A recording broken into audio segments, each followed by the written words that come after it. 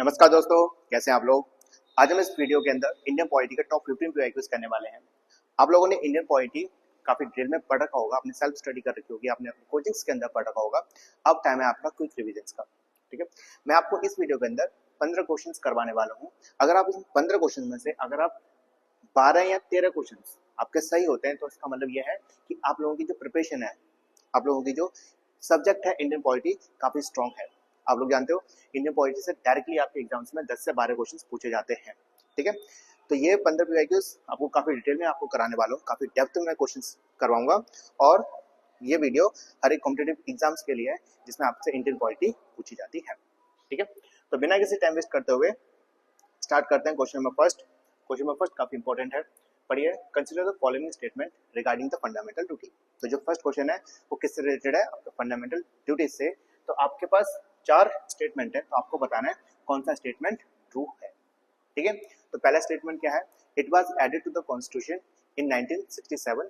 ठीक है, second, Sardar Swaran Singh recommended for the inclusion of the fundamental duties. तो यहाँ पर सरदार स्वर्ण सिंह। ठीक है, third, originally it had 10 fundamental duties and 11th was added in 2002 में। फोर्थ क्या है, duty to pay tax is also fundamental duty. तो आपको ये 4 स्टेटमेंट है, आपको ये बताना है कौन से स्टेटमेंट सही है। ठीक है, तो ऑप्शन है आपके पास 2 and 3, 1 to 3, 1 to 4 and 1 to 3, 4 only. ठीक, इसको हम बाद में करेंगे, लेकिन अब मैं आपको कुछ डिटेल्स बताने वाला हूँ रिलेटेड टू फंडामेंटल ड्यूटीज। तो आपको जो मैं बताने वाला हूँ आपको उसको नोट डाउन कर लीजिए कॉपी में, क्योंकि जो मैं आपको बताऊंगा उससे बाहर क्वेश्चंस नहीं जाएगा, इसलिए मैं गारंटी के साथ बोल सकता हूँ। देखिए, हमें फंडामेंटल ड्यूटी से रिलेटेड आपको कुछ पॉइंट्स बताने वाला हूँ और ये पॉइंट्स काफी इंपॉर्टेंट है। मैं चाहता हूँ कि आप इसको नोट डाउन कर लीजिए। तो सबसे पहले फंडामेंटल ड्यूटीज किस पार्ट में है, आप बोलोगे पार्ट 4th के ए में। ठीक है, पार्ट 4th के ए में है। और पार्ट 4th में क्या है, पार्ट 4th के अंदर डीपीएसपी है। और पार्ट 4th के ए में क्या है, फंडामेंटल ड्यूटीज। किस आर्टिकल के अंदर मेंशन है, तो किस आर्टिकल के अंदर मेंशन है, आप बोलोगे आर्टिकल 51 के ए में।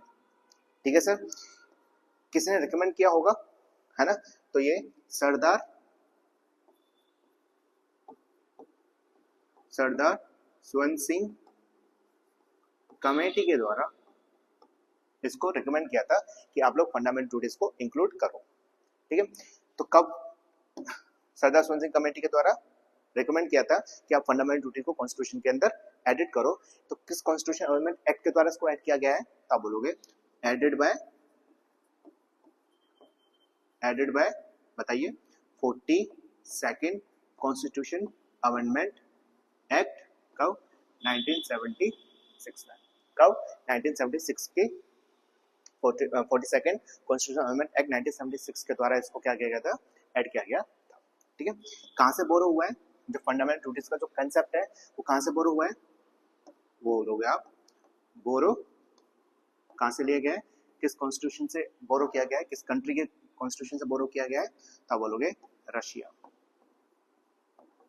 ठीक है, उसको पहले यूएसएस के नाम से जानते थे। ठीक है सर, अब बताओ टोटल फंडामेंटल ड्यूटीज कितनी है, टोटल एफडी कितनी है, तो बोलो टोटल है आपकी 11। ठीक है, जो 11th फंडामेंटल ड्यूटी है, जो 11th फंडामेंटल ड्यूटी है उसको ऐड किया गया है, 86th कॉन्स्टिट्यूशन अमेंडमेंट एक्ट 2002 के द्वारा। ठीक है, 86 कॉन्स्टिट्यूशन अमेंडमेंट एक्ट 2002 के द्वारा 11th फंडामेंटल ड्यूटीज को ऐड किया गया था। अब जो 86 कॉन्स्टिट्यूशन अमेंडमेंट है, 86 कॉन्स्टिट्यूशन अमेंडमेंट है, ये काफी इंपॉर्टेंट है। ठीक है, 86 कॉन्स्टिट्यूशन अमेंडमेंट है वो काफी इंपॉर्टेंट है। क्यों इंपॉर्टेंट है, मैं आपको यहाँ बता देता हूँ। चलो ठीक है, पहले मैं आपको फंडामेंटल ड्यूटीज बता देता हूँ, फिर लास्ट में आपको कॉन्स्टिट्यूशन अमेंडमेंट एक्ट के बारे में बताऊंगा। और कौन सा पॉइंट आपको याद होना चाहिए बताइए, यहाँ लिख देता हूँ। और कौन सा पॉइंट आपको याद होना चाहिए रिलेटेड टू फंडामेंटल ड्यूटीज, तो ध्यान रखना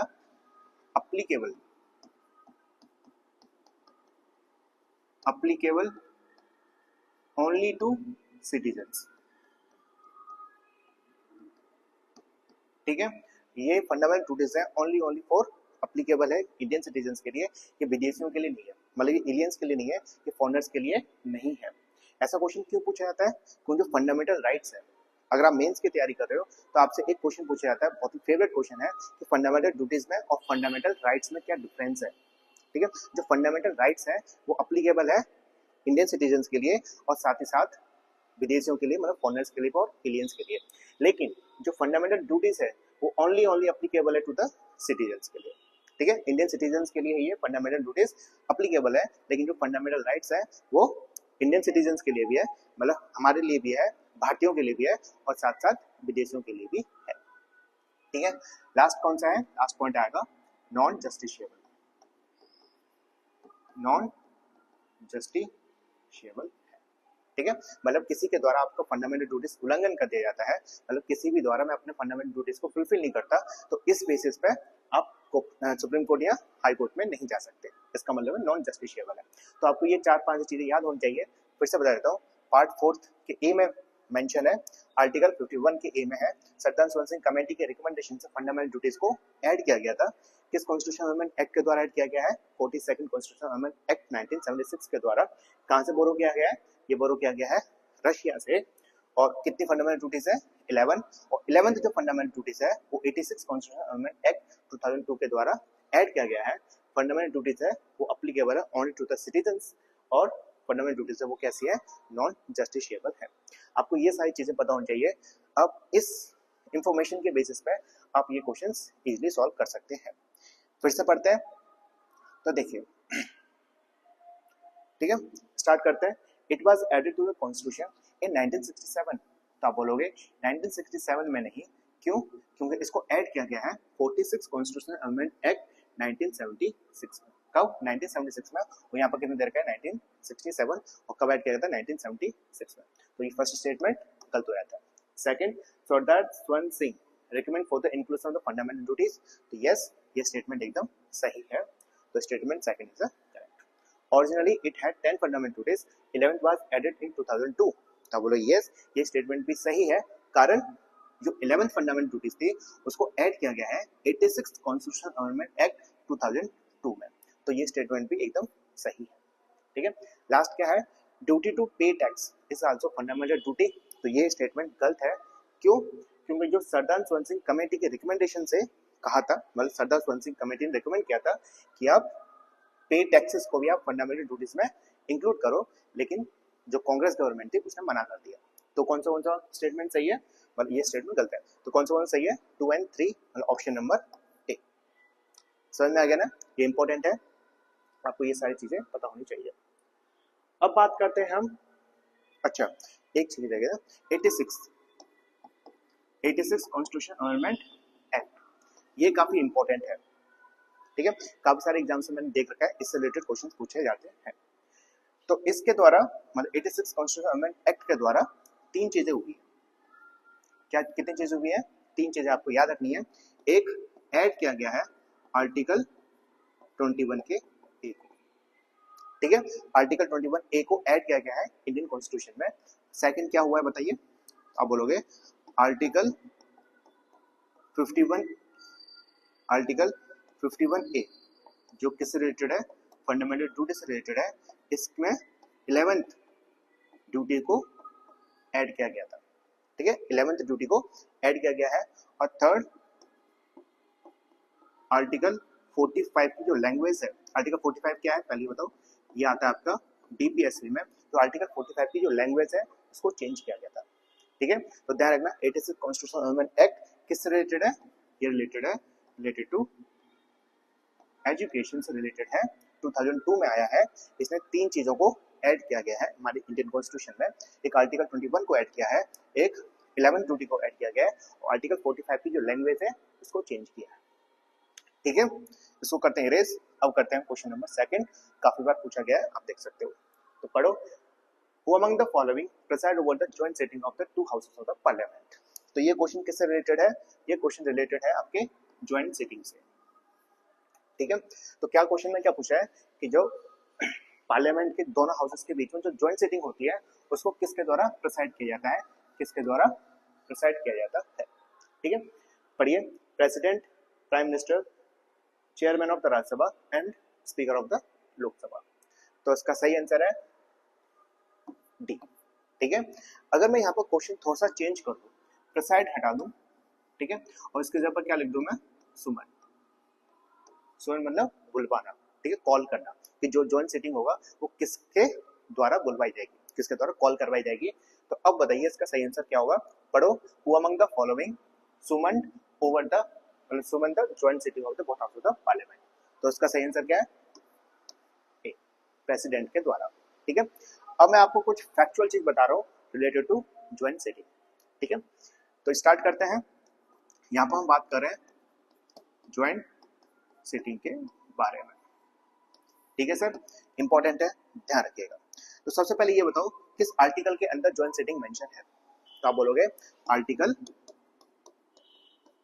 108 के अंदर मेंशन है, आर्टिकल 108 के अंदर ज्वाइंट सिटिंग मेंशन है, पहला पॉइंट। दूसरा पॉइंट, भाई कहां से ये बोरो किया गया है, ये इंपॉर्टेंट है, बोरो पूछा जाता है, ठीक है, डायरेक्ट पूछा जाता है कि joint sitting of the both house of parliament, ये वाला जो कंसेप्ट है ज्वाइंट सिटिंग का जो कंसेप्ट है वो किस कंट्री से बोरो किया गया है, कहां से ये लिया गया है। तो आपको ये ध्यान रखना है, ये लिया गया है ऑस्ट्रेलिया से। कहां से लिया गया है, ऑस्ट्रेलिया से। मैं आपको थोड़ी सी एडिशनल इंफॉर्मेशन बता देता हूँ ऑस्ट्रेलिया से रिलेटेड। देखिए ऑस्ट्रेलिया है, ऑस्ट्रेलिया से 3 चीजें ली गई है। कितनी चीज ली गई है, 3 चीजों को बोरो किया गया है, 3 कंसेप्ट को बोरो किया गया है। सबसे पहला कंकरेंट लिस्ट, आप लोगों ने कंकरेंट लिस्ट पढ़ रखी होगी, शेड्यूल 7 के अंदर मेंशन है, लिस्ट 7 के अंदर मेंशन है, शेड्यूल 7 के अंदर। सेकंड क्या लिया गया है, ज्वाइंट सिटिंग, ज्वाइंट सिटिंग, ठीक है, किस आर्टिकल में मेंशन है, आप लोग आर्टिकल 108 के अंदर मेंशन है। और थर्ड चीज ली गई है freedom of trade, commerce and intercourse, ठीक है, किस आर्टिकल में बता सकते हो, आप बोलोगे यस आर्टिकल 301 के अंदर है। किस पार्ट में है, आप बोलोगे पार्ट 13 के अंदर। ये इंपॉर्टेंट है, यहाँ से क्वेश्चन पूछा गया एक बार कि freedom of trade, commerce, intercourse किस आर्टिकल में है और किस पार्ट में है। आपको ये तीनों चीजें पता होनी चाहिए रिलेटेड टू इंडिया, वो ऑस्ट्रेलिया से रिलेटेड, ठीक है। अब बात करते हैं फिर से ज्वाइंट सिटिंग के लिए, ठीक है। एक क्वेश्चन बड़ा इंपॉर्टेंट है कि जो ज्वाइंट सिटिंग है वो किसके लिए अप्लीकेबल नहीं है, मतलब कौन से बिल्स के लिए ज्वाइंट सिटिंग को बुलवाया नहीं जा सकता। समझ में आ गया ना, फिर से समझो, कौन सा बिल है जिसके लिए ज्वाइंट सिटिंग का जो कंसेप्ट है वो अप्लीकेबल नहीं है। तो यहाँ पर बताता हूँ, ज्वाइंट सिटिंग नॉट, ध्यान रखना, नॉट अप्लीकेबल टू, ठीक है। अब 2 ऐसे बिल्स हैं जिसके लिए ज्वाइंट सिटिंग को बुलवाया नहीं जा सकता।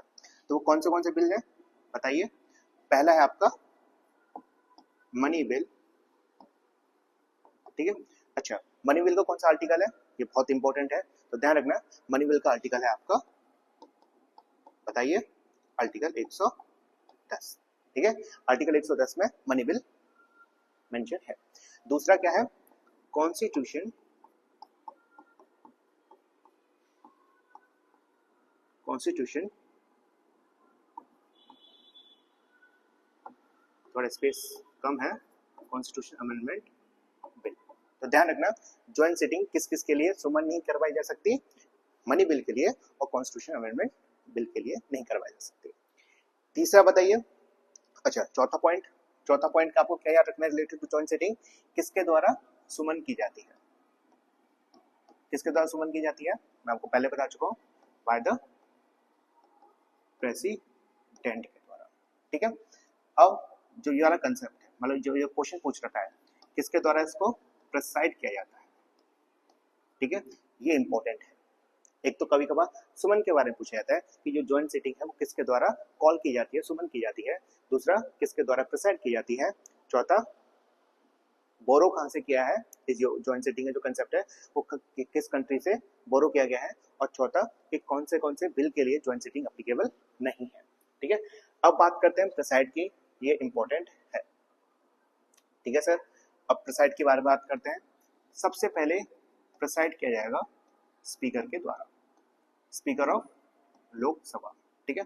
अगर मान के चलो स्पीकर नहीं है ठीक है। अगर स्पीकर नहीं है तो इनकी एब्सेंस में कौन करवाएगा, फिर करवाएंगे आपके डिप्टी स्पीकर। अगर मान के चलो अगर डिप्टी स्पीकर भी नहीं है तो फिर कौन करवाएगा, तो आप बोलोगे यहाँ पर डिप्टी चेयरमैन ऑफ राज्यसभा। ठीक है, तो एक बात पता करी आपने, देखो इसमें चेयरमैन नहीं है तो ध्यान रखना जो चेयरमैन ऑफ राज्यसभा है, जो चेयरमैन है, चेयरमैन ऑफ राज्यसभा मतलब आपका वाइस प्रेसिडेंट, जो चेयरमैन ऑफ राज्यसभा है मतलब वाइस प्रेसिडेंट है, जो चेयरमैन ऑफ राज्यसभा है वो ज्वाइंट सिटिंग को प्रिसाइड नहीं कर सकते। ठीक है, तो ध्यान रखना प्रिसाइड किसके द्वारा किया जाता है, स्पीकर के द्वारा। अगर स्पीकर एब्सेंट है तो डिप्टी स्पीकर, अगर डिप्टी स्पीकर भी एब्सेंट है तो इसका डिप्टी चेयरमैन ऑफ राज्यसभा। ठीक है, तो ध्यान रखना चेयरमैन ऑफ राज्यसभा के द्वारा प्रिसाइड नहीं किया जा सकता। तो ये सारी चीजें आपको पता होनी चाहिए रिलेटेड टू ज्वाइंट सिटिंग। ठीक है, इसको करते हैं विरेज। अब करते हैं हम आगे। क्वेश्चन नंबर 3 इंपॉर्टेंट है, काफी एग्जाम से पूछा गया है, पढ़िए। The president of India may declare the national emergency if there is threat. तो आपने नेशनल इमरजेंसी पढ़ रखा होगा, तो यहाँ पर क्या बोल रखा है कि नेशनल इमरजेंसी किस किस ग्राउंड के बेसिस पे लगाई जा सकती है। तो पहला external aggression, second internal disturbance, third arm rebellions और फोर्थ कम्युनल क्रैशेस। तो आपको बताना है कि कौन से बेसिस पर नेशनल इमरजेंसी को लगवाया जा सकता है। ऑप्शन है आपके पास first and second, 2 and 3, 3 and 4 and 1 and 3। तो बताइए, उसको आपने कर लिया होगा क्या है, लेकिन मैं आपको थोड़ी सी इंफॉर्मेशन दे देता हूँ रिलेटेड टू इमरजेंसी के बारे में। इमरजेंसी आपको मैं फैक्चुअल इंफॉर्मेशन दे रहा हूँ, ठीक है। अब जो मेंस की तैयारी है तो मेंस की तैयारी में तो ये नहीं किया जाता, लेकिन मैं आपको फैक्चुअल इंफॉर्मेशन देता हूँ। सबसे पहली बात भाई किस पार्ट में मेंशन है, पार्ट 18 के अंदर मेंशन है। ठीक है, कौन से आर्टिकल्स हैं जो डील करते हैं इमरजेंसी से, तो आप बोलोगे 352 टू 360। ठीक है, कितने प्रकार के हैं, कितनी प्रकार की इमरजेंसी दे रखी है, तो आप बोलोगे 3 प्रकार की। पहला नेशनल इमरजेंसी आपने पढ़ रखा होगा, दूसरा है कॉन्स्टिट्यूशनल इमरजेंसी, ठीक है, कॉन्स्टिट्यूशनल इमरजेंसी को हम प्रेसिडेंशियल रूल भी कहते हैं, और तीसरा है आपकी फाइनेंशियल इमरजेंसी। कौन सा आर्टिकल है, तो आर्टिकल बोलोगे इसमें आर्टिकल 352, और कॉन्स्टिट्यूशनल इमरजेंसी या फिर प्रेसिडेंशियल रूल किस आर्टिकल में मेंशन है, तो बोलोगे आर्टिकल 356, और फाइनेंशियल इमरजेंसी 360। ठीक है, अब बात करते हैं हम यहाँ पर, ये क्वेश्चन किससे रिलेटेड है, क्वेश्चन रिलेटेड है नेशनल इमरजेंसी से। तो यहाँ पर मैं कर लेता हूँ, यहाँ पर मैं नेशनल इमरजेंसी आर्टिकल 352, तो नेशनल इमरजेंसी को किस किस ग्राउंड पर लगवाया जा सकता है। ठीक है, और किसके द्वारा लगाया जाएगा, प्रेसिडेंट के द्वारा लगाया जाएगा। ठीक है, अब बताइए नेशनल इमरजेंसी किस किस बेसिस पे लगवाई जा सकती है। तो पहला है आपका, पहला है वॉर, ठीक है, दूसरा है एक्सटर्नल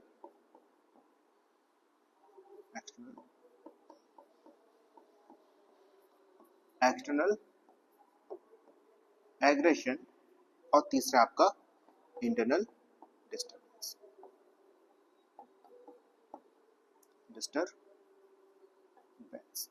ठीक है, लेकिन इसमें एक बात ध्यान रखना, जो इंटरनल डिस्टर्बेंस है उसको काट दिया था, उसको रिप्लेस कर दिया गया है किससे, आर्म्ड रेबेलियन से।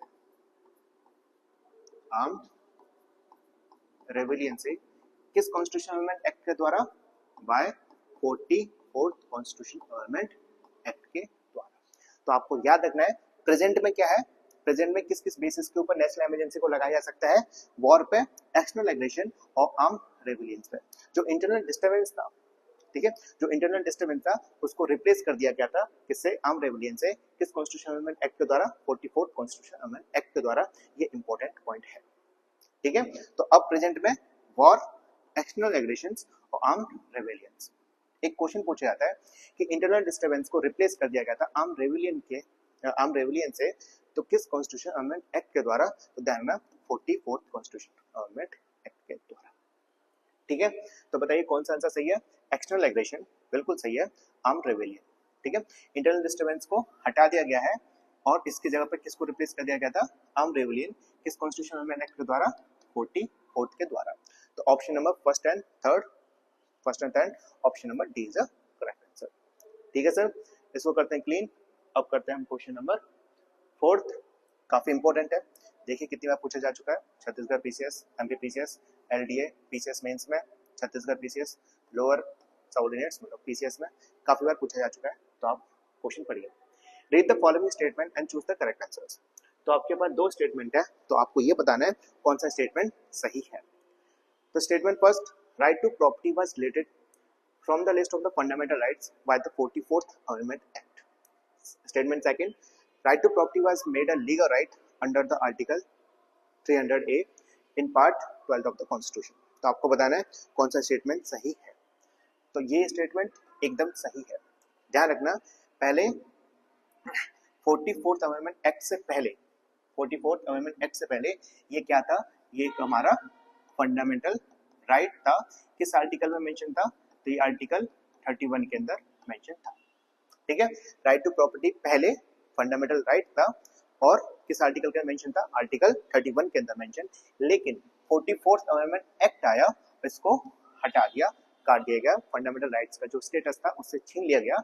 अब प्रेजेंट में कैसा है, प्रेजेंट में ये लीगल राइट है और कहां पर मेंशन है, अंडर आर्टिकल 300 के ए में, किस पार्ट में, पार्ट 12। तो मतलब statement first and second both are right. ठीक है, तो कौन सा आएगा बताइए, ऑप्शंस ये, option number C, statement first and statement second both are true. तो ध्यान रखिएगा, राइट टू प्रॉपर्टी कैसा है, राइट टू प्रॉपर्टी अब एक लीगल राइट है। कैसा, एक लीगल राइट है, किस आर्टिकल में, आर्टिकल 300A, किस पार्ट में, पार्ट 12। और पहले क्या था, पहले ये फंडामेंटल राइट था और किसके द्वारा इसको हटा दिया गया है, 44th अमेंडमेंट एक्ट के द्वारा। ये काफी इंपॉर्टेंट है, ध्यान रखिएगा। अब हम करते हैं question number 5, UP PCS mains 2005 में पूछा गया है, पढ़िए। Which of the following statement about the vice president of India not correct.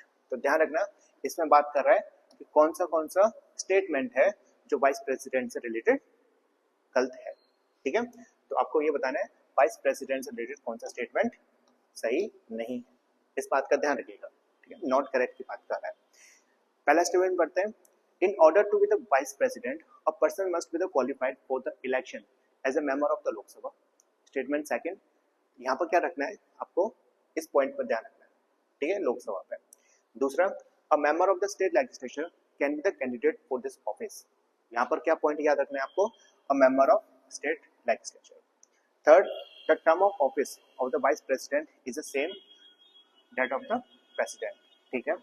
fourth, he can be removed through the formal impeachment. तो आपको ये बताना है कि कौन सा स्टेटमेंट वाइस प्रेसिडेंट से रिलेटेड सही नहीं है। तो इसको हम फिर से पढ़ते हैं, अब मैं सही स्टेटमेंट पढ़ूंगा। In order to be the vice president a person must be the qualified for the election for the member of the Lok Sabha. ये स्टेटमेंट गलत है। गलत क्यों है, क्योंकि यहाँ पर लोकसभा है, बल्कि लोकसभा नहीं होना चाहिए थे, वो क्या आना चाहिए, यहाँ पर राज्यसभा आना चाहिए था, इसलिए ये स्टेटमेंट गलत है। ठीक है, सही स्टेटमेंट क्या है, सही स्टेटमेंट होगा कि आपको जब वाइस प्रेसिडेंट बनना है, मान के चलो मुझे वाइस प्रेसिडेंट बनना है, तो मेरे पास क्वालिफिकेशन होनी चाहिए। मेरे पास कैसे होनी चाहिए, क्वालिफिकेशन होनी चाहिए, किसकी, राज्यसभा के इलेक्शन के मेंबर की। ठीक है, तो ध्यान रखना, in order to the vice president, in order to be the vice president a person must be the qualified for the election as a member of the Rajya Sabha. ठीक है, ध्यान रखना। अब मैं यहाँ पर आपको एक चीज क्लियर कर रहा हूँ क्वालिफिकेशन के बारे में। ठीक है, प्रेसिडेंट और वाइस प्रेसिडेंट। ठीक है, प्रेसिडेंट को किसकी क्वालिफिकेशन चाहिए, to be the member of Lok Sabha, और वाइस प्रेसिडेंट को किसकी चाहिए, राज्यसभा के मेंबर की। ठीक है सर, ठीक है। अगर मैं यहाँ पर ये स्टेटमेंट 22 को काट दूं, मान को चलो 22 को काट देता हूँ, तो ये स्टेटमेंट एकदम सही होगा। In order to be the president a person must be the qualified for the election as a member of the Lok Sabha. समझ रहे हो ना मैं क्या कहना चाहता हूँ? प्रेसिडेंट को किसकी क्वालिफिकेशन चाहिए? लोकसभा की मेंबर की। और वाइस प्रेसिडेंट को किसकी क्वालिफिकेशन चाहिए? मेंबर ऑफ राज्यसभा की। ठीक है, तो ये स्टेटमेंट क्या है? ये स्टेटमेंट है आपका रॉन्ग। सेकंड पढ़ो, अ member of the state legislature can be the candidate of this office. तो ये स्टेटमेंट में आपका गलत है। ध्यान रखिए, अगर मान के चलो मैं मेंबर हूँ स्टेट लेजिस्लेचर का, या फिर मैं मेंबर हूँ राज्यसभा का, या फिर मैं मेंबर हूँ लोकसभा का, या फिर मैं मेंबर हूँ किसका? लेजिस्लेटिव काउंसिल का, तो मैं वाइस प्रेसिडेंट के इलेक्शन में नहीं खड़ा हो सकता। ठीक है, जैसे ही मैं मतलब खड़े हो सकते हैं, लेकिन अपनी ऑफिस को क्या करना पड़ेगा? वेकेंट करना पड़ेगा। ठीक है, तो ये स्टेटमेंट भी गलत है। मेंबर नहीं होना चाहिए, स्टेट लेजिस्लेचर का मेंबर नहीं होना चाहिए वाइस प्रेसिडेंट के ऑफिस के लिए। ठीक है, थर्ड पढ़ो, the term of the office of the vice president is the same as that of the president. ये बिल्कुल सही है, क्योंकि जो टर्म है वो कितनी है? वो 5 साल है, प्रेसिडेंट के लिए भी और वाइस प्रेसिडेंट के लिए भी। He can be removed through the formal impeachment। ये भी बिल्कुल सही है। ध्यान रखना, वाइस प्रेसिडेंट को किस बेसिस पर, किस ग्राउंड पर रिमूव किया जाएगा, वो कॉन्स्टिट्यूशन के अंदर मेंशन नहीं है। फिर से समझो, वाइस प्रेसिडेंट को किस ग्राउंड पर, किस कारण उसको अपनी पोस्ट से निकाला जाएगा, अपनी ऑफिस से वैकेंट किया जाएगा, निकाला जाएगा, वो कॉन्स्टिट्यूशन के अंदर मेंशन नहीं है, कॉन्स्टिट्यूशन के अंदर लिखा हुआ नहीं है। तो ठीक है, तो इसमें बताइए कौन सा स्टेटमेंट सही नहीं है, आपको याद रखना है। तो कौन सा स्टेटमेंट सही नहीं है? 1 और 2, तो option number A is a correct answer. ठीक है सर, इसको करते हैं अब क्लीन। अब बढ़ते हैं हम आगे। तो क्वेश्चन नंबर 6 काफी इंपॉर्टेंट है। ठीक है, पूछा गया है लेकिन मैं लिखना भूल जाऊंगा। Match list 1 and the list 2, select the correct answer using the code. हाँ, कोड भी मैंने लिखी नहीं है, तो मुझे लगता है कि कोड की कोई आवश्यकता नहीं है, आपको हर एक चीज याद होनी चाहिए। ठीक है, डीपीएसपी से रिलेटेड क्वेश्चन है, आपको हर एक चीज याद होनी चाहिए, इसलिए मैंने कोड्स लिखे नहीं है। ठीक है, और आप तो बस रिवीजन कर रहे हो, तो कोड फोर्स की कोई आवश्यकता नहीं है। पहला, अच्छा ये किससे रिलेटेड है आपको ये बता दो, ये आपसे डीपीएसपी से है। किस पार्ट में मेंशन है? आप बोलोगे ये सर पार्ट है पार्ट 4 से है। कहां से ये बोरो कर रखा है? ये बोरो कर रखा है आपके आयरिश कॉन्स्टिट्यूशन से। ठीक है, आइलैंड से। तो ठीक है, क्वेश्चन करते हैं। फॉर्मेशन ऑफ विलेज पंचायत, जो फॉर्मेशन विलेज पंचायत है वो किस आर्टिकल के अंदर मेंशन है? आर्टिकल 44, 48, 40, 50 या 51। तो सही बताऊं तो फॉर्मेशन पंचायती राज सिस्टम किस में? आर्टिकल 40 में है। ठीक है, यूनिफॉर्म सिविल कोड काफी बार आ चुका है न्यूज में, तो यूनिफॉर्म सिविल कोड आर्टिकल 44। ये टॉपिक इंपॉर्टेंट है फॉर मेंस। ठीक है, यूनिफॉर्म सिविल कोड है वो इंपॉर्टेंट है मेंस के पर्पज से। थर्ड क्या है? एग्रीकल्चर एंड एनिमल हस्बेंड्री, किस आर्टिकल के अंदर मेंशन है? आर्टिकल 48, 51 या 50 के अंदर। तो बोलोगे आर्टिकल 48 के अंदर मेंशन है। Separation of judiciary from executive, किस आर्टिकल में मेंशन है? आर्टिकल 50 के अंदर। प्रमोशन ऑफ इंटरनेशनल पीस, या आर्टिकल 51 में। ठीक है, अब मैं इरेज करता हूँ, जल्दी से पढ़ते हैं। Formation of village panchayat article 40, uniform civil code 44, agriculture animal husbandry article 48, separation of judiciary from executive article 50, और promotion of international peace article 51। Clean करते हैं। अब करते हैं क्वेश्चन नंबर 7, इंपॉर्टेंट है, एमपीपीसीएस प्री 2002 में आ चुका है, लेटेस्ट क्वेश्चन है। Arrange the following committee on the Panchayati Raj in a chronological sequence and select the correct answer for the code के फ्लो। तो देखो, मैंने कोड्स लिखे नहीं है, कोड्स लिखने की कोई आवश्यकता नहीं है, मुझे लगता है कि आपको हर एक कमेटी के बारे में पता होना चाहिए। तो इस क्वेश्चन को करने से पहले, ठीक है, मैं करना सिखा दूंगा, अरेंज करने सिखा दूंगा, इसके में एक छोटी सी ट्रिक बताऊंगा आपको। उससे पहले हम पंचायती राज के बारे में कुछ पढ़ लेते हैं। किसके बारे में? पंचायत के बारे में कुछ पढ़ लेते हैं। तो मैं आपको कुछ फैक्चुअल चीजें बताने वाला हूँ रिलेटेड टू पंचायत। तो सबसे पहले ये बताइए कि पंचायत किस पार्ट के अंदर मेंशन है? तो आप बोलोगे पार्ट किसके अंदर मेंशन है? पार्ट 9 के अंदर मेंशन है। पार्ट 9 से याद आया, पार्ट 9 के बारे में काफी बार पूछा गया है। कैसे कैसे क्वेश्चन पूछे जाते हैं, किस टाइप से क्वेश्चन फ्रेम होते हैं, आपको ये बता रहा हूँ। पार्ट 9 में क्या है, पार्ट 9 में आपका पंचायत है, किस कॉन्स्टिट्यूशन अमेंडमेंट एक्ट के द्वारा इसको ऐड किया गया है, आप लोग 73rd कॉन्स्टिट्यूशन अमेंडमेंट एक्ट, यहाँ पर मैं कॉन्स्टिट्यूशन अमेंडमेंट लिखने वाला हूँ, ठीक है, 73rd के द्वारा। फिर आप बोलोगे पार्ट 9 का ए, ये इंपॉर्टेंट है, जो ए बी सी डी होता है ना वो इंपॉर्टेंट होता है।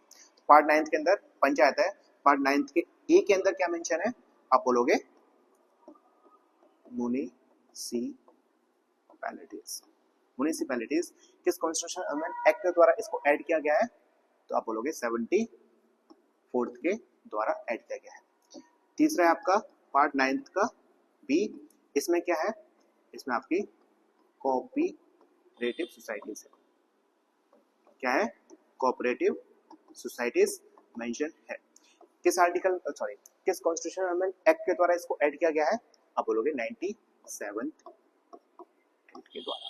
तो ध्यान रखना पार्ट 9 को 73rd कॉन्स्टिट्यूशन अमेंडमेंट एक्ट के द्वारा ऐड किया गया है, पार्ट 9 ए में म्युनिसिपैलिटीज मेंशन है और 74th के द्वारा ऐड किया गया है, और 9 के बी में कोऑपरेटिव सोसाइटी है, वो 97th कॉन्स्टिट्यूशन अमेंडमेंट एक्ट के द्वारा ऐड किया गया है। फिर से पहुंचते हैं, पार्ट 9 के अंदर पंचायत मेंशन है, कौन से आर्टिकल्स हैं जो पंचायती राज से रिलेटेड हैं, डील करते हैं, तो बोलो आर्टिकल 243 से 243 ओ, ठीक है, इंपॉर्टेंट है। दूसरा, ये वाला क्वेश्चन बहुत पूछा गया है कि पहली बार पंचायत को कहां पर इंट्रोड्यूस किया गया था, पहली बार पंचायत को कहां पर सेटअप किया गया है, तो फर्स्ट सेटअप, ठीक है, या एस्टैब्लिश इन, ध्यान रखना 2 अक्टूबर 1959, ये इंपॉर्टेंट है, 2 अक्टूबर 1959 कहां पर, नागौर राजस्थान, ठीक है। तो ध्यान रखना पहली बार पंचायती राज सिस्टम को कब इंट्रोड्यूस किया गया था, 2 अक्टूबर 1959 नागौर राजस्थान में, ठीक है। अच्छा, किस शेड्यूल में मेंशन है, एक शेड्यूल है इसमें मेंशन है, तो आप बोलोगे कौन से शेड्यूल में है, 11th शेड्यूल के अंदर मेंशन है। कितने सब्जेक्ट्स हैं, तो 29 सब्जेक्ट्स, ठीक है, कुछ सब्जेक्ट्स दे रखे हैं, ठीक है सर, ये हो गया। अब बात करते हैं कमेटीज के बारे में, ठीक है, जो कमेटीज है वो काफी इंपॉर्टेंट है और काफी बार क्वेश्चंस पूछे गए क्रोनोलॉजिकल ऑर्डर में अरेंज करने के लिए, एक बार नहीं काफी बार पूछे गए। तो मैं आपको एक छोटी सी ट्रिक बताने वाला हूं, आपको किस तरह से कमेटीज को याद करना है, ठीक है। अगर आपको पास कोई ट्रिक हो तो मुझे कमेंट करके बताइएगा, मैंने अपनी तरफ से बनाई है, ठीक है, तो हंसना मत, पहले बता रहा हूं। बैग, ढंग से लिखो, बैग लेकर तुम गोवा जाओ या आओ, ठीक है, बैग लेके तुम गोवा जाओ, ठीक है, या बैग लेके तुम गोवा आओ, वो तुम्हारी इच्छा है, जो तुम्हें करना है वो कर लो। अब देखिए, अब मैं बताने वाला हूं B4, तो B4 ध्यान रखना, बलवंत राय मेहता कमेटी, ठीक है, B4 Balwant Rai Mehta committee. A4 ये ना, ये वाला A4 अशोक मेहता कमेटी, और ध्यान रखना ये क्रोनोलॉजिकल ऑर्डर में है, ठीक है, किसमें, क्रोनोलॉजिकल ऑर्डर में दे रखा है। G4 JVK राव कमेटी, किसमें, B4 Balwant Rai Mehta committee, A4 Ashok Mehta committee, JVK Rao committee.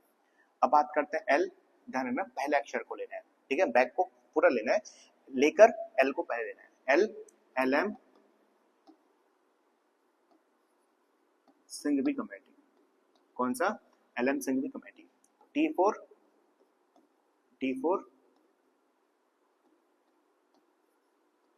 थुनकौन committee, कौन सी, थुनकौन कमेटी। और G4 गढ़जिल कमेटी, कौन सी, गढ़जिल कमेटी। ये आपकी एक ट्रिक है रिलेटेड टू कमेटीज ऑफ पंचायती राज।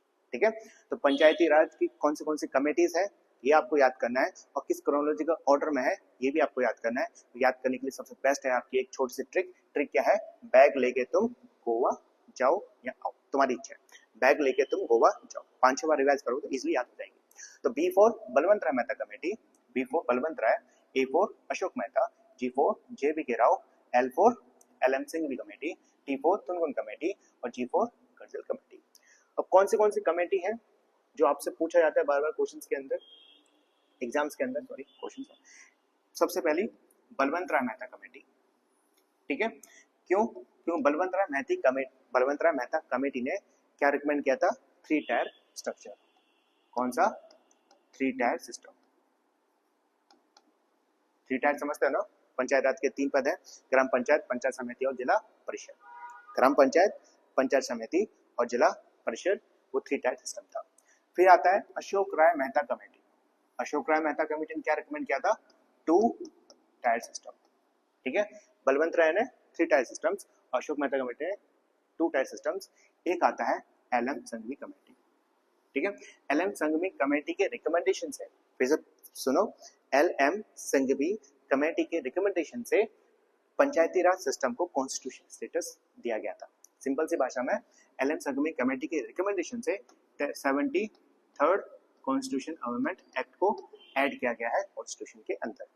एक क्वेश्चन पूछा जाता है, बहुत अच्छा क्वेश्चन पूछा जाता है, कैसे पूछा जाता है, किस कमेटी के रिकमेंडेशन से पंचायती राज सिस्टम को कॉन्स्टिट्यूशन स्टेटस दिया गया था।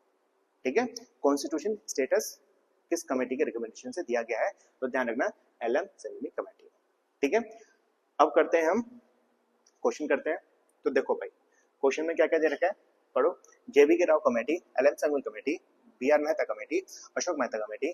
ट्रिक पढ़ो, सबसे पहले क्या आएगा, सबसे पहले आएगा आपके पास पहला बी.आर. मेहता कमेटी, फिर अशोक मेहता कमेटी, दूसरा क्या है लेकर मतलब एल.एम. संघवी कमेटी ये आएगा, फिर चौथा जे.बी. के राव का, सॉरी जे.बी. के राव पहले है ना, ये आएगा थर्ड, फिर आएगा फोर्थ।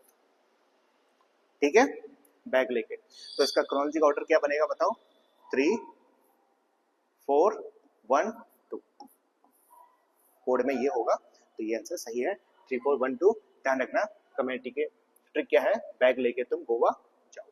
ठीक है, पार्ट 9th में 243 ओ सेटअप पहली बार 2 अक्टूबर 1959 नागौर राजस्थान में, फिर राजस्थान के बाद कहां पर, आंध्र प्रदेश में।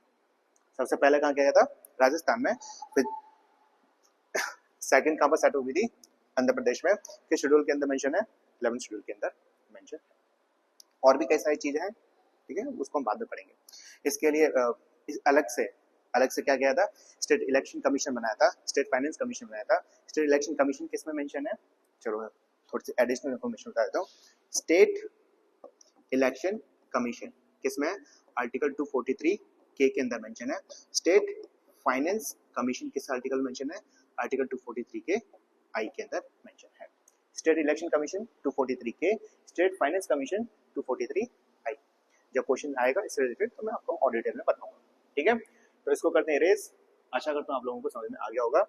अब करते हैं क्वेश्चन नंबर 8, काफी इंपॉर्टेंट है, आरओ आईएएस प्री में पूछा गया है। तो क्वेश्चन पढ़ो भाई, consider the following statement about the attorney general of India.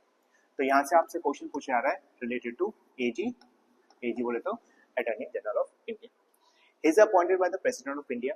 Second statement, he must have the same qualification as required for the judge of the Supreme Court. Third, he must be the member of either house of the Parliament. Fourth क्या कह रहा है, he can be the removed by the impeachment by the President. कौन से statement सही है, 1 and 2, 1 3, 2 3 4 और 3 4। तो सबसे पहले आपको ये याद रखना है कि जो अटॉर्नी जनरल है वो किस आर्टिकल के अंदर मेंशन है। तो ध्यान रखना ये आपका आर्टिकल 76 के अंदर मेंशन है। आर्टिकल 76 में क्या मेंशन है, अटॉर्नी जनरल, एक और क्वेश्चन पूछा जाता है कैग, है ना, कैग किस में आर्टिकल मेंशन है, आर्टिकल 148 में। ठीक है, तो हम यहाँ पर अटॉर्नी जनरल की बात कर रहे हैं। अटॉर्नी जनरल किस आर्टिकल में है, आर्टिकल 76। क्या वो अपॉइंट किया जाता है प्रेसिडेंट ऑफ इंडिया के द्वारा, आप बोलोगे यस। इसको किसके द्वारा अपॉइंट किया जाता है, प्रेसिडेंट के द्वारा अपॉइंट किया जाता है। He must have the same qualification as are required for the जज ऑफ द सुप्रीम कोर्ट, तब बोलोगे यस, ये स्टेटमेंट भी सही है। अच्छा, सुप्रीम कोर्ट के लिए मतलब आपको सुप्रीम कोर्ट के लिए जज बनना है तो आपके पास क्या क्या क्वालिफिकेशन होना चाहिए? सिटीजन होना चाहिए इंडिया का, एक ध्यान रखना कि वो हाई कोर्ट के अंदर जज होना चाहिए, हाई कोर्ट के अंदर जज होना चाहिए कितने साल के लिए? 5 इयर्स के लिए। एक तो ये स्टेटमेंट होना चाहिए, मतलब ये क्वालिफिकेशन चाहिए, ये चीज होनी चाहिए। और दूसरा, हाई कोर्ट के अंदर उसने एडवोकेट का काम किया हो, एडवोकेट का काम किया हो, या एडवोकेट का एक्सपीरियंस हो, कितने साल का? 10 साल का। ठीक है, तो सुप्रीम कोर्ट में जज बनना है तो आपके पास क्या क्या चीजें होनी चाहिए? पहला, 5 साल का एक्सपीरियंस होना चाहिए हाई कोर्ट में जज की तरह। दूसरा, 10 साल का एक्सपीरियंस होना चाहिए एडवोकेट का। ठीक है, कहां पर? हाई कोर्ट में। ठीक है, तो ये स्टेटमेंट भी सही है। थर्ड क्या बोल रखा है? He must be the member of either house of the parliament. तो ये स्टेटमेंट एकदम गलत है, उसको किसी भी हाउस का मेंबर नहीं होना चाहिए। ठीक है, क्या वो? अच्छा, एक बात बताओ, ये स्टेटमेंट सही है, मेंबर नहीं होना चाहिए, पार्लियामेंट का मेंबर हो ये जरूरी नहीं है। क्या अटॉर्नी जनरल पार्लियामेंट्री कमेटी का पार्ट हो सकता है? क्या पार्लियामेंट्री प्रोसीडिंग का पार्ट हो सकता है? तो आप बोलोगे yes, attorney general parliamentary committee में हिस्सा ले सकता है, पार्टिसिपेट कर सकता है, पार्लियामेंट्री जो प्रोसीडिंग होती है उसके अंदर पार्टिसिपेट कर सकता है, लेकिन ये जरूरी नहीं है कि वो राज्यसभा या लोकसभा का मेंबर हो। तो ये स्टेटमेंट गलत है। फोर्थ पढ़ो, he can be remove by the impeachment by the parliament. तो ये स्टेटमेंट भी सही है, गलत है सॉरी। इसको रिमूव किया जाता है बाय द, किसके द्वारा? By the president, by the president के द्वारा। तो कौन से स्टेटमेंट सही है? तो ये स्टेटमेंट भी गलत। 1 और 2 मतलब option number A is the correct answer. समझ में आ गया ना? ठीक है, किसके द्वारा अपॉइंट किया जाता है? प्रेसिडेंट के द्वारा। किसके द्वारा रिमूव किया जाता है? प्रेसिडेंट के द्वारा। अच्छा, किस बेसिस पर, किस ग्राउंड पे अटॉर्नी जनरल को रिमूव किया जाएगा? क्या कॉन्स्टिट्यूशन के अंदर मेंशन है? क्या उसका टेन्यूर है? ये मेंशन नहीं है। ठीक है, कितना उसका टेन्यूर होगा? ठीक है, और किस बेसिस पर उसको रिमूव किया जाएगा वो कॉन्स्टिट्यूशन के अंदर मेंशन नहीं है, इस बात का ध्यान रखना है। ठीक है, इसको मैं करता हूँ इरेज। अब हम पढ़ते हैं क्वेश्चन नंबर 9 को, जो कि उत्तराखंड पीसीएस प्री 2012 में पूछा गया है। पढ़िए, state legislative assembly can participate in the election of the which of the following. तो आपको ये बताना है कि स्टेट लेजिस्लेटिव असेंबली किस किस के इलेक्शंस में पार्टिसिपेट करती है। Options, president of India, vice president of India, member of Rajya Sabha और मेंबर ऑफ लेजिस्लेटिव काउंसिल। तो बताइए किस किस में पार्टिसिपेट करती है legislative assembly? President of India में, तब बोलोगे यस। कि वाइस प्रेसिडेंट ऑफ इंडिया में? बोलो नहीं, वाइस प्रेसिडेंट ऑफ इंडिया में स्टेट लेजिस्लेटिव असेंबली पार्टिसिपेट नहीं करती। मेंबर ऑफ राज्यसभा और यस, और मेंबर ऑफ लेजिस्लेटिव काउंसिल्स ये भी सही है। तो statement 1, 3 and 4, 1, 3, 4 option number B is the correct answer. अब हम बात करते हैं भाई वाइस प्रेसिडेंट के और प्रेसिडेंट के इलेक्शंस के बारे में। तो ये काफी इंपॉर्टेंट है, तो ध्यान रखिएगा। प्रेसिडेंट का जो इलेक्शन है, प्रेसिडेंट का जो इलेक्शन है किस में दे रखा है पहले बताओ?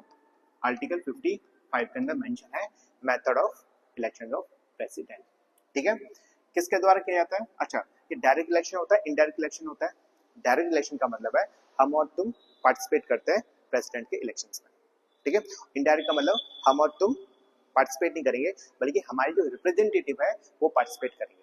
तो हम और तुम, मैं और तुम, क्या प्रेसिडेंट को चुनते हैं?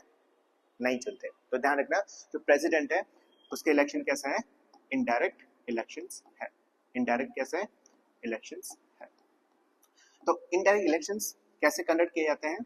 कंडक्ट किए जाते हैं एक स्पेशल टाइप के इलेक्टोरल कॉलेज बना के। क्या है इसका? एक स्पेशल इलेक्टोरल कॉलेज है। इसके अंदर कौन कौन पार्टिसिपेट करता है ये इंपॉर्टेंट है, तो ध्यान रखना। इसमें पार्टिसिपेट करते हैं ओनली और ओनली इलेक्टेड मेंबर्स। ठीक है, only only elected members, nominated members participate नहीं करते। तो इलेक्टेड मेंबर्स किस किस के? अब बोलोगे आप 3 चीजों के। पहला, राज्यसभा, चलो ठीक है यहाँ पर लिख देते हैं राज्यसभा, लोकसभा। मैं पूरा पार्लियामेंट लिखता लेकिन कोई बात नहीं। राज्यसभा, लोकसभा के इलेक्टेड मेंबर्स। दूसरे, स्टेट के लेजिस्लेटिव असेंबली और legislative assembly of union territories. कौन से यूनियन टेरिटरी हैं जिसके पास लेजिस्लेटिव असेंबली है, तो आप बोलोगे दिल्ली एंड पुडुचेरी। ठीक है, तो ध्यान रखना राज्यसभा के इलेक्टेड मेंबर्स, लोकसभा के इलेक्टेड मेंबर्स और स्टेट के लेजिस्लेटिव असेंबली के इलेक्टेड मेंबर्स और यूनियन टेरिटरी के लेजिस्लेटिव असेंबली के इलेक्टेड मेंबर्स पार्टिसिपेट करते हैं। अच्छा, ये जो चीज है उसको ऐड किया गया था किस कॉन्स्टिट्यूशन अमेंडमेंट एक्ट के द्वारा, तो आप बोलोगे 70 कॉन्स्टिट्यूशन अमेंडमेंट एक्ट के द्वारा। ये इंपॉर्टेंट है, पूछा गया है एक बार। ठीक है, तो ध्यान रखिएगा। तो ये बात होगी हमारी प्रेसिडेंट की। ध्यान रखना only elected members, nominated member participate नहीं करते, नॉमिनेटेड मेंबर्स पार्टिसिपेट नहीं करते। अब मैं बात कर रहा हूँ यहाँ पर वाइस प्रेसिडेंट की, तो ध्यान रखना वाइस प्रेसिडेंट भी इनडायरेक्ट इलेक्शंस है, इनडायरेक्ट इलेक्शंस होता है, इसका भी एक special type of electoral college बनाया जाता है। तो इसमें elected and nominated members participate करते हैं। किस किस के, ध्यान रखना राज्यसभा और लोकसभा के। ठीक है, इसमें स्टेट लेजिस्लेटिव असेंबली पार्टिसिपेट नहीं करती। तो ध्यान रखिएगा वाइस प्रेसिडेंट के इलेक्शंस के अंदर लोकसभा और राज्यसभा के इलेक्टेड और नॉमिनेटेड मेंबर पार्टिसिपेट करते हैं, लेकिन स्टेट लेजिस्लेटिव असेंबली पार्टिसिपेट नहीं करती। समझ में आ गया? तो इसका आंसर क्या है? 1, 3 एंड 4 वाइस प्रेसिडेंट के इलेक्शंस में स्टेट लेजिस्लेटिव असेंबली पार्टिसिपेट नहीं करती। ठीक है, तो ध्यान रखना प्रेसिडेंट में इलेक्टेड मेंबर्स और वाइस प्रेसिडेंट में इलेक्टेड और नॉमिनेटेड मेंबर्स। इसको करते हैं इरेज। अब करते हैं question number 10th IAS pre 2001 में पूछा गया है। पढ़िए, consider the following statement regarding the high courts in India. तो ये क्वेश्चन किससे रिलेटेड है? हाई कोर्ट से रिलेटेड है। तो पढ़िए first statement, there are 18 high courts in the country. Second, 3 of them have jurisdictions over more than one state. 3. Third क्या है? No union territory has high courts of its own. Union territory, no union territory. Fourth क्या है? Judge of the high courts hold office till the age of 62. तो आपको बताना है तो कौन सा स्टेटमेंट सही है, करेक्ट स्टेटमेंट आपको बताना है। तो इसका सही आंसर क्या है? पूरा स्टेटमेंट पढ़ते हैं फिर करते हैं। ठीक है, there are 18 high courts in the country. तो स्टेटमेंट गलत है, तो 18 नहीं बल्कि कितने हैं? 25 हाई कोर्ट है। कितने हैं यहाँ पर? 18 कट के 25 होगा, तो ये स्टेटमेंट सही कहा जाएगा। तो ध्यान रखना हमारी कंट्री के अंदर कितने हाई कोर्ट है? टोटल हाई कोर्ट है 25। सेकंड स्टेटमेंट क्या कह रहा है? 3 of them have jurisdiction over more than one state. ये स्टेटमेंट सही है। अब ये स्टेटमेंट भी गलत है, 3 नहीं है, ऐसे 7 हाई कोर्ट्स है जिनका जुरिडिक्शन एक से ज्यादा स्टेट्स में है। ठीक है, 7 हाई कोर्ट्स है। Union territory, no union territory has its own high courts. तो ये स्टेटमेंट भी गलत होता है, क्योंकि आर्टिकल 241 में साफ साफ मेंशन है high courts for the UTs. कैसे लिखा हुआ है आर्टिकल 41 का स्टेटमेंट कैसा है? आर्टिकल 241 में दे रखा है high courts for union territory. तो किस किस के लिए है बताओ? एक तो है आपका दिल्ली के लिए, दिल्ली ऐसे यूनियन टेरिटरी है जिसका खुद का हाई कोर्ट है। और सेकंड है आपका जम्मू कश्मीर एंड लद्दाख। ठीक है, तो ध्यान रखना है आर्टिकल 241 में यूनियन टेरिटरीज के लिए हाई कोर्ट मेंशन है। तो ये स्टेटमेंट भी गलत हो जाता है। फोर्थ क्या कह रहा है? द जज of the high court hold the office till of the age of 62। तो ये स्टेटमेंट एकदम सही है। ठीक है, अगर मैं हाई को काट दूं और इसके जगह पे सुप्रीम कोर्ट लिख दूं, क्या लिख दूं? द जज of the supreme court hold the office till the age of 62। क्या ये स्टेटमेंट सही है? तब बोलोगे नहीं, सुप्रीम कोर्ट के लिए कितना है? सुप्रीम कोर्ट के जजेस के लिए कितना है? 65 एज है। ठीक है, तो ध्यान रखना हम बात कर रहे हैं यहाँ पर एज की। हाई कोर्ट के लिए कितनी एज है? 62। और सुप्रीम कोर्ट के लिए कितनी एज है? 65। ठीक है ना सर? इसको रेज करते हैं। तो बताइए कौन सा सही है? Option number D, only 4 is correct answer. ठीक है, करते हैं क्लीन। अब पढ़ते हैं हम 11th इंपॉर्टेंट है, यूपी PCS प्री 2017 में पूछा गया है। तो लिस्ट 1 के अंदर प्रोविजन है और लिस्ट 2 के अंदर कुछ अमेंडमेंट दे रखे हैं। फिर से बता रहा हूँ, कोड मैंने लिखे नहीं है, तो आपको हर एक कोड पता होना चाहिए। ठीक है, आपको हर चीज पता होनी चाहिए कोड के बारे में। लिस्ट वन के अंदर पहला containment of the power of judicial review. तो बताइए जुडिशियल रिव्यू किस कॉन्स्टिट्यूशनल अमेंडमेंट में दे रखा है, उसकी जो पावर है उसको कम किया गया था।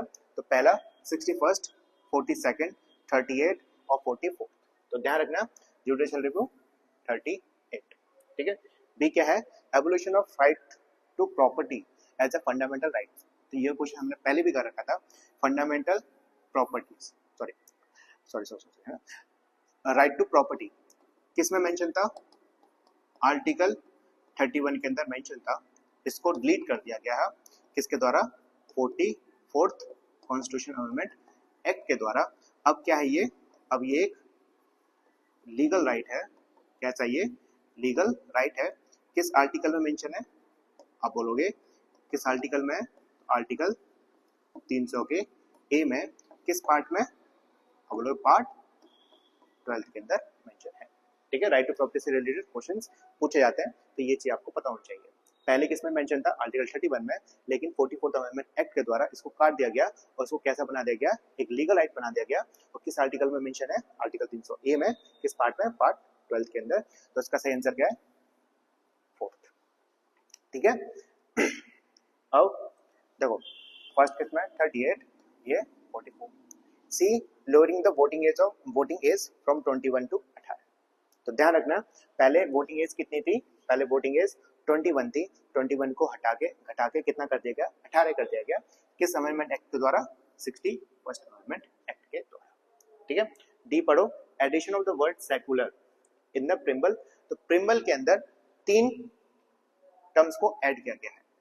42nd कॉन्स्टिट्यूशन अमेंडमेंट एक्ट के द्वारा 3 टर्म्स को ऐड किया गया है। कितने टर्म्स को, 3 टर्म्स को ऐड किया गया है, 3 वर्ड्स को ऐड किया गया है। कौन से, पहला था सोशलिस्ट, दूसरा सेकुलर और तीसरा क्या है, एंटीक्रेटिव। ठीक है। तो ध्यान रखना 42nd कॉन्स्टिट्यूशन अमेंडमेंट एक्ट के द्वारा 3 टर्म्स को ऐड किया गया है प्रिम्बल के अंदर। कौन से, सोशलिस्ट, सेकुलर, इंटीग्रिटी। तो इसका सही आंसर क्या है, 42nd अमेंडमेंट एक्ट। तो एक बार फिर से रिवीजन कर लेते हैं। Containment of the power of judicial review, article amendment 38, evolution of right to property as a fundamental right, 44th amendment act, lowering the voting age from 21 to 18, 61st amendment, और addition of the word secular in the preamble, 42nd। ठीक है, important था, UPPCS में पूछा गया है। अब हम करते हैं क्वेश्चन नंबर 12। इंपॉर्टेंट है, आरओ प्री 2016 में पूछा गया है। Match list 1 and list 2, select the correct answer from the code given below. List 1 के अंदर शेड्यूल्स हैं और लिस्ट 2 के अंदर प्रोविजंस हैं। तो आपको यह बताना है कि किस शेड्यूल में क्या चीज गिवन है। तो 7 शेड्यूल आपके पास 4 है। Language disqualification on the ground of defection, third distribution of legislative power, fourth validation of certain acts. तो 7th शेड्यूल के अंदर क्या मेंशन है, लिस्ट मेंशन है। ठीक है, क्या मेंशन है, लिस्ट मेंशन है। और लिस्ट क्या करती है, लेजिस्लेटिव पावर को डिस्ट्रीब्यूट करती है। ठीक है, तो 7th schedule distribution of legislative power. 8th schedule option आपके पास 4, language disqualification on the ground of defections या वैलिडेशन ऑफ सर्टेन एक्ट्स। तो आपको ध्यान रखना है 8th शेड्यूल में क्या मेंशन है, लैंग्वेजेस मेंशन है। 9th शेड्यूल के अंदर validation of certain acts. 10th schedule disqualification on the ground of defections.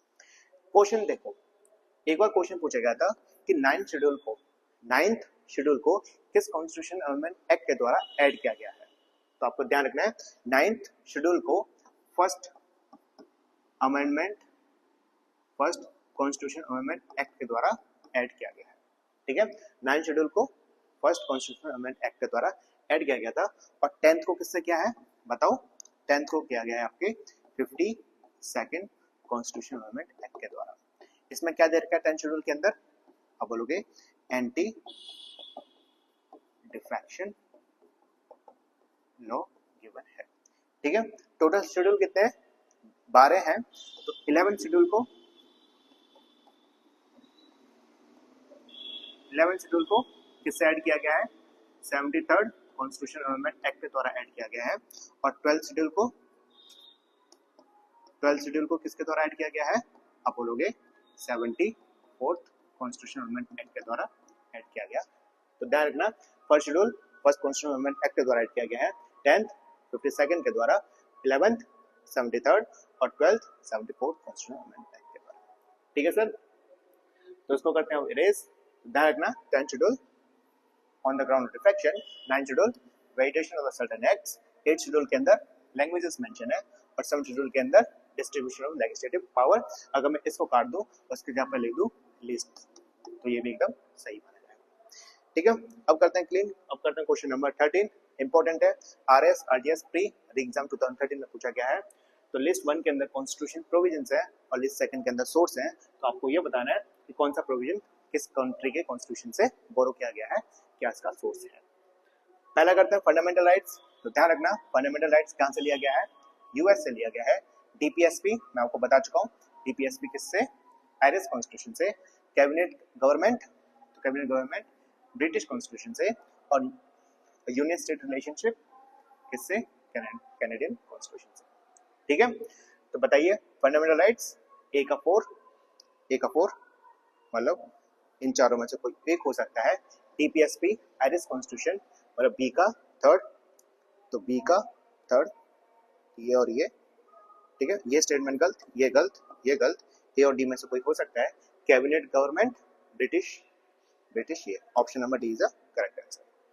ठीक है, तो ध्यान रखना, फंडामेंटल राइट्स यूएस से लिया गया है, डीपीएसपी आयरिश कॉन्स्टिट्यूशन से, कैबिनेट गवर्नमेंट ब्रिटिश कॉन्स्टिट्यूशन से और union state relation Canadian constitution से।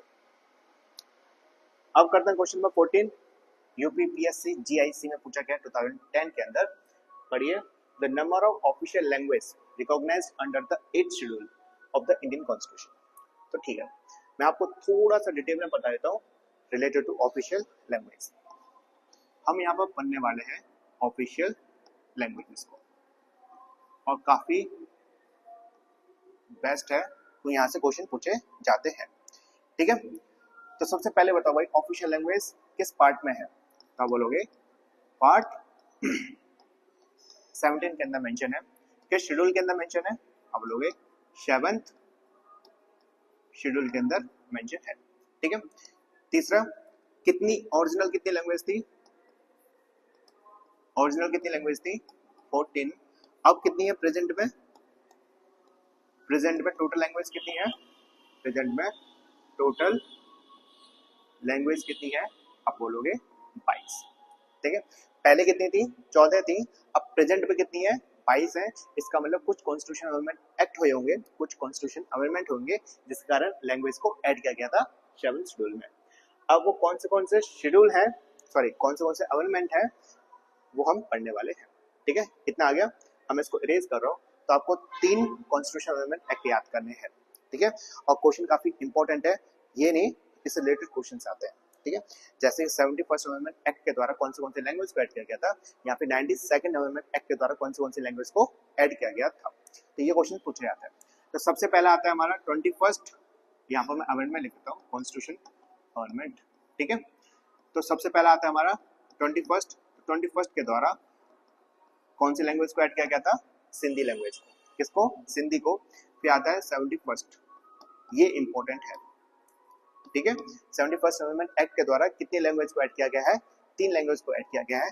इसकी मैं एक छोटी सी आपको ट्रिक बताने वाला हूँ। ट्रिक कौन सी है, कौन का मन नेपाली, कौन का मन नेपाली, एक छोटी सी ट्रिक है। तो कौन का से कौन सी लैंग्वेज बनती है, कौन कनी, मन से मणिपुरी और नेपाली से नेपाली है।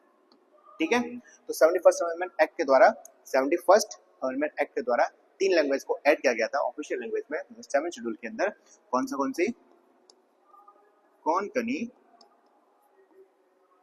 मणिपुरी और लास्ट वन इज नेपाली।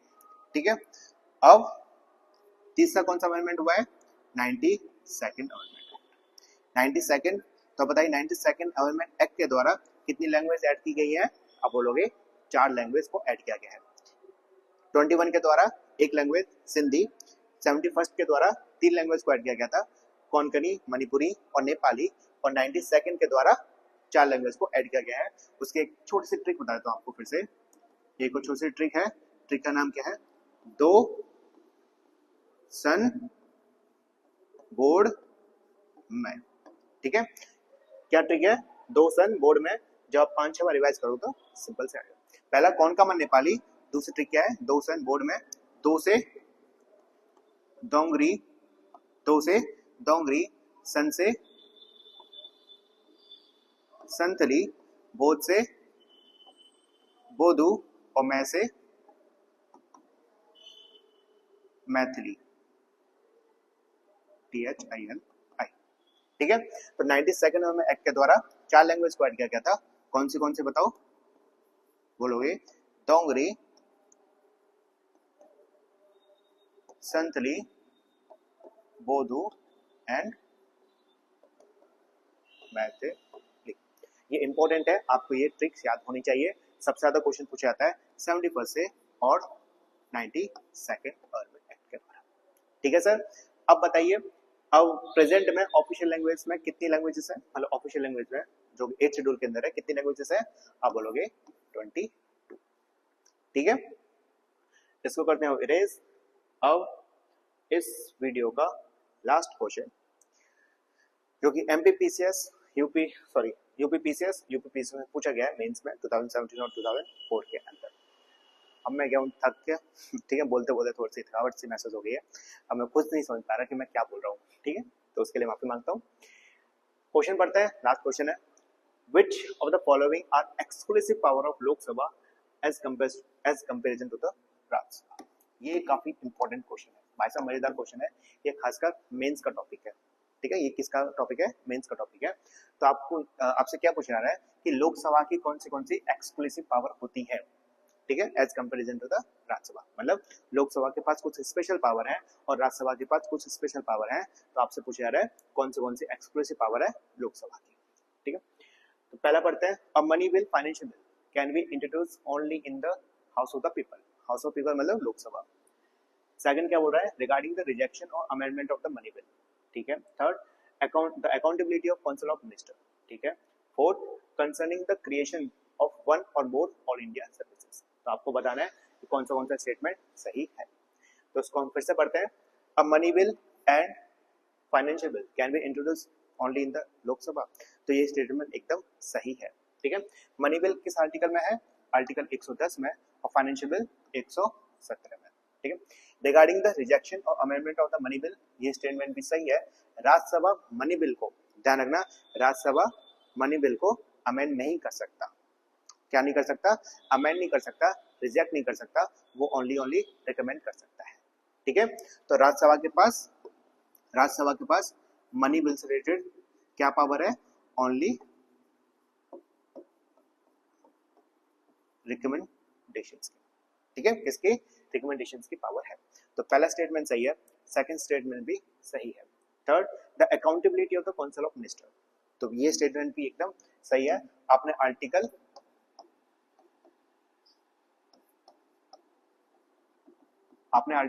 75 पढ़ा होगा। 75 के अंदर साफ साफ मेंशन है, council of minister is collectively responsible to the Lok Sabha. तो ये स्टेटमेंट भी एकदम सही है। फोर्थ क्या है, concerning the creation of one और मोर ऑल इंडिया सर्विसेज। तो ये स्टेटमेंट एकदम गलत है। तो ये जो पावर है, ये किसकी पावर है, ये राज्यसभा की पावर है। किसकी पावर है, ये राज्यसभा की पावर है। किस आर्टिकल के अंदर मेंशन है, तो ये ध्यान रखना, ये आर्टिकल 312 के अंदर मेंशन है। ये इंपॉर्टेंट है, 312। ठीक है, तो कौन सा 1 to 3 option number B is the correct answer. ध्यान रखना, राज्यसभा के पास अधिकार है कि वो ऑल इंडिया सर्विसेज को क्या कर सकता है, क्रिएट कर सकता है। किस आर्टिकल के अंदर, आर्टिकल 312। तो ये था आज की वीडियो, कंप्लीट हुई। 15 क्वेश्चन थे। मैंने कोशिश की है कि ज़्यादा से ज़्यादा आपको इन्फॉर्मेशन देने की। अगर आपको पसंद आया हो तो प्लीज़ लाइक, शेयर और सब्सक्राइब जरूर कर दीजिए, और मुझे कमेंट करके बताइए कि क्या कितने आपके नंबर आए। सबसे पहली बात तो आपके जो मैंने 15 क्वेश्चन दिए थे, इन 15 में से आपके कितने सही हुए हैं। ठीक है, और मैं आपको एक और चीज़ बताना चाहता हूँ कि आप मुझे किसी भी टॉपिक कमेंट कर दो। मान के चलो आपको पढ़ना है टॉपिक इंडियन पॉलिटी का एक टॉपिक पढ़ना है जिसका नाम है पार्लियामेंट। मान के चलो पार्लियामेंट आपको टॉपिक पढ़ना है, तो इस पार्लियामेंट टॉपिक के मैं आपको MCQs करवा सकता हूँ, PYQs करवा सकता हूँ। ठीक है, आप कमेंट करो आपको किस टॉपिक की MCQ चाहिए, इंडियन पॉलिटी के नहीं, किसी भी सब्जेक्ट के, साइंस, ठीक है, किसी भी साइंस के, physics, chemistry, biology, Indian history, Indian world history के भी करवा सकता हूँ, है ना, मॉडर्न हिस्ट्री, मेडिवल हिस्ट्री, किसी के भी। तो आप मुझे बस ये कमेंट करके बता दिए कि आपको कौन से सब्जेक्ट का कौन सा टॉपिक के ऊपर MCQs और PYQs चाहिए, मैं आपको करवा सकता हूँ। ठीक है, और कम से कम बहुत डिटेल में करवाऊंगा, जैसे मैंने ये हाल करवाया था इसी डिटेल में आपको हर एक टॉपिक के MCQ PYQs करवा सकता हूँ। मान के चलो आपने एक पढ़ लिया, मान के चलो आपने माउंटेन्स पढ़ लिए, क्या पढ़ लिया आपने, माउंटेन्स पढ़ लिए, ठीक है, आपने कोचिंग में माउंटेन्स पढ़ा दिए, तो आपको माउंटेन्स से रिलेटेड आपको PYQs करना है, ठीक है, PYQs करना है या फिर MCQs करना है, तो आप मुझे कमेंट करके बता दो कौन सा भी टॉपिक, मैं उससे रिलेटेड आपके लिए वीडियो लाके दे दूंगा। ठीक है, तो आज के लिए बस इतना, बस आपसे एक छोटी सी रिक्वेस्ट है, रिक्वेस्ट क्या है, सब्सक्राइब कर दीजिए चैनल को और कमेंट करके बताइए आपको कैसी वीडियो लगी। तो चलते हैं, नमस्कार, सत श्री अकाल, खुदा हाफिज, यादों में याद रखिए।